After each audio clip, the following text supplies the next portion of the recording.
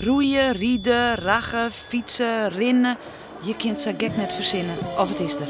Serious Request. En zelfs de meest sportieven komen in actie. Liekos de meewerkers van het Wetterskip. Ze wienen op de ijsbaan van Ljouwen te vinden. Houding beginnen we mee. Misschien kunnen jullie proberen te zitten. 10 rondjes, dan heb ik bij elkaar al €300. Veel plezier. En zet hem op. De oude Roene Wieke hebben we wat verschillende acties gehad. En met al die acties together proberen we ongeveer iets van €10.000 voor de Serious Request bij elkaar te krijgen. En we gaan verder, op naar Theater Romein in Ljouwen. Daar hebben we het al dagenlang aan 1 terug spelen. Serious Record. En de swoon is er Derek nog lang net uit te zijn. Dus het loopt goed. We zijn al dik over de helft, dus we gaan het record behalen, denk ik. Serious Record! Dan de echte bikkels. Leerlingen van de Maritieme Academie in Haans die dienen de Oversterrentocht. Roeiend.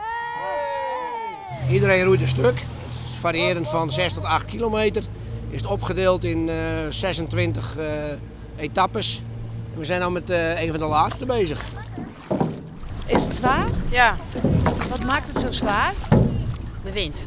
De wind. En toch doe je het. Ja. Voor het goede doel. Ja.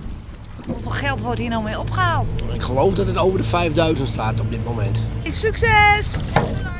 Maar wat is dat dan toch? Dat we maar zien ons zo druk dwaande binnen. Maar deze ene actie.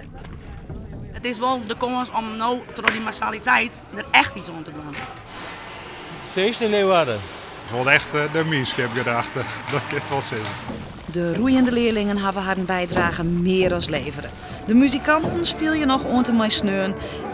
En de rieders zullen wel voor pampers lezen.